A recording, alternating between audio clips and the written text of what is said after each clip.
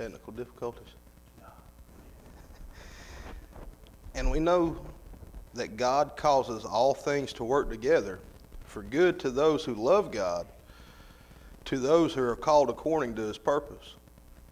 For those whom we foreknow, he also predestined to become conformed to the image of his Son, so that he would be the firstborn among many brethren. And these whom he predestined, he also called. And these whom he called, he also justified. And these whom he justified, he also glorified. When then shall we say to these things, if God is for us, who can be against us? Brother Jeff, would you lead us in a word of prayer?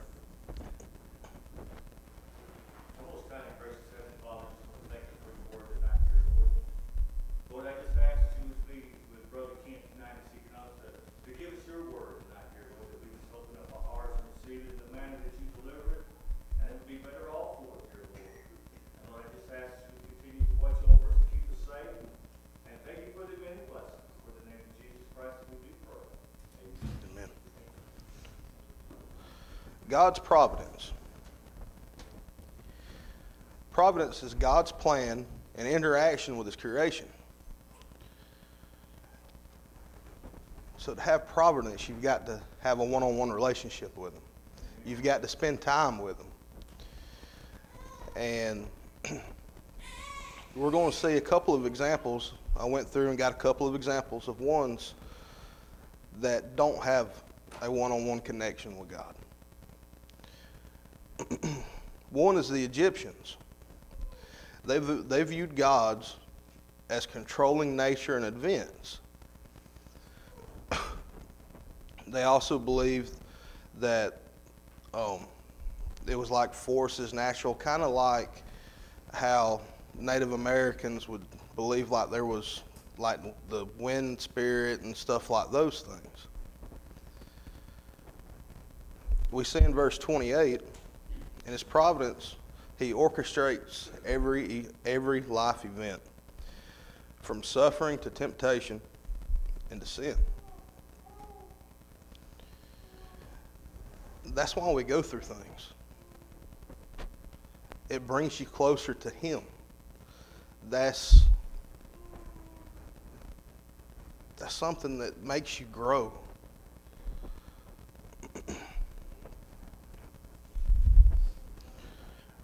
For those who are called according to his purpose. What's God's purpose? So that ones may come to know him. Because back before I got saved, I would have never told you that I would have been up here. Even after I got saved, I never thought that I would have been up here.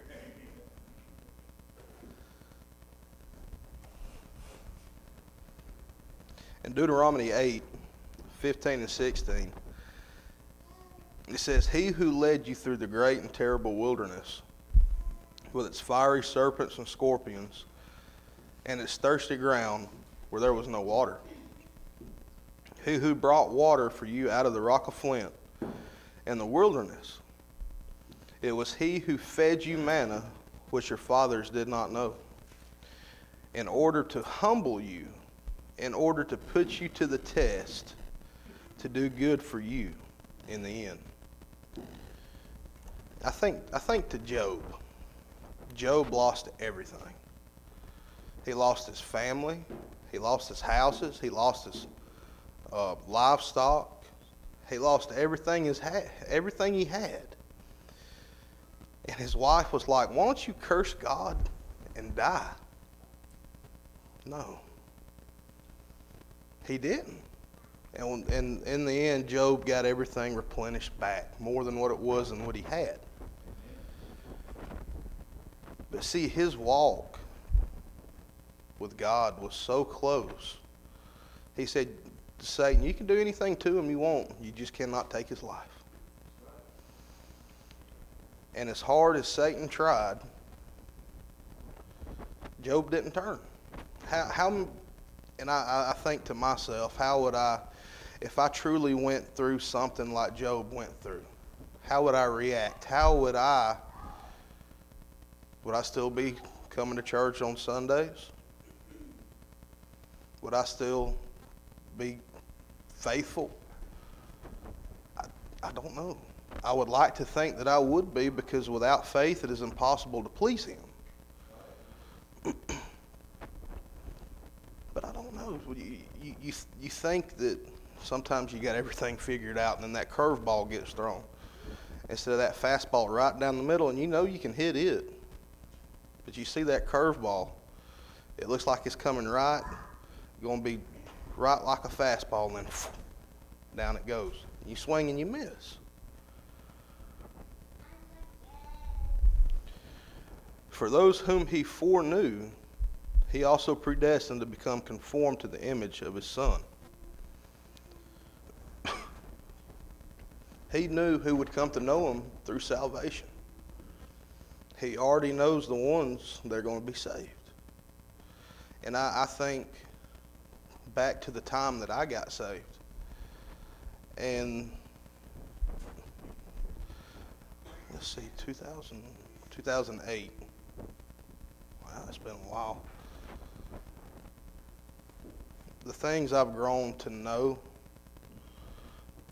pastors would want people to be moved strictly by emotion. Just to rile you up, to get you to actually think instead of to know and feel true conviction within your heart. And I never really told people this. After I was saved, I struggled with some things. I questioned my own salvation. Not going to lie to you. It's like, am I truly saved?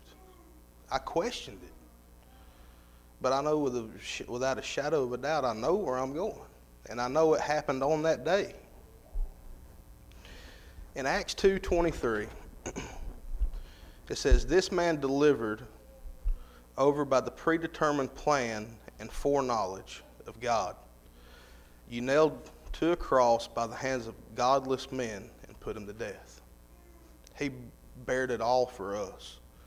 There's nothing that we could have done to save ourselves. There's nothing that we could have done to make ourselves holy and righteous enough to get to heaven. There's nothing that we deserved hell. That's what it amounts up to. We deserved hell.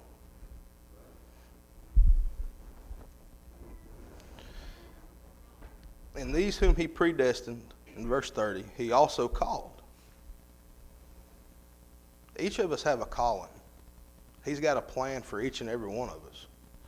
Whether it be just sitting in here in the pews or singing or running the sound or up here preaching and delivering His word, we're all called to do something.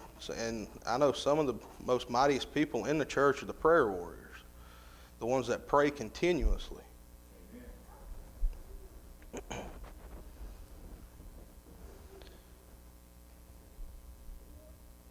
And these whom He called, He also justified. Well, what is justification? Salvation.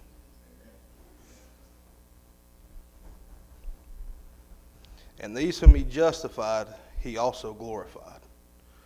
And I think about getting to heaven one day, this old bald, big body, bald head, I'm finally going to have some hair again. It's not going to be this same body. We're not going to feel pain. We're not going to be tired. We're not going to be stricken with sickness, cancer, whatever it may be. But we're going to be glorified. We are going to be like Christ. And then we'll get to that here in just a second. In verse 31, when then shall we say to these things, if God is for us, who can be against us? Nothing can conquer Him. Nothing can. Even though Satan wants to try to do everything possible to get you to turn away, and believe me, he can throw some curveballs at you. You just get stuck in a rut. You don't want to come in. You just, even though you feel like you need to be at church, you just get discouraged. You get run down. But that's when you know something good is about to happen.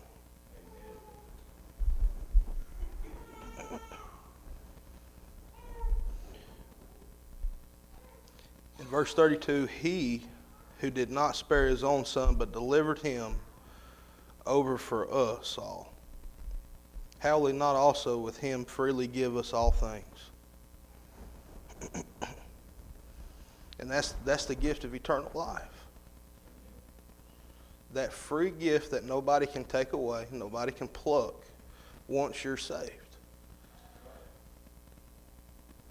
He's got us in his hand. Nobody can take us out of his hand.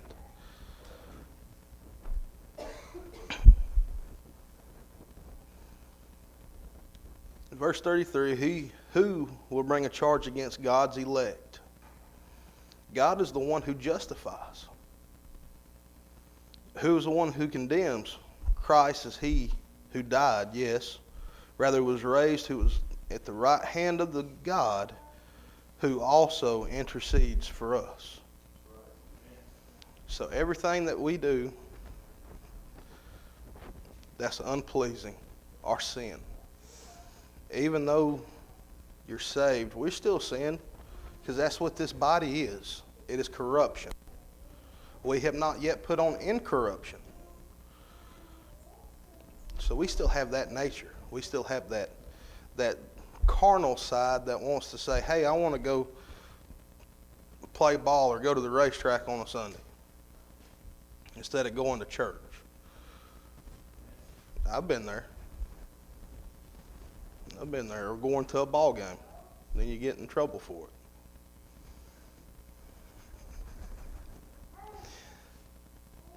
But God's plan, his purpose, his providence, that's the best thing for us. Because I know everything that's gone on in my life has been for him. I can't change that. Some things I would like to go back in the past and change, yes, but I can't. That's why it's in the past. You look forward to the future, and that's why the present's because it's a gift.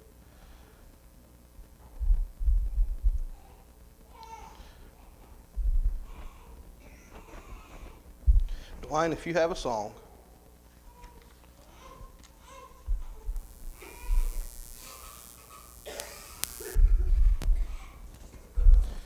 If you would, please stand.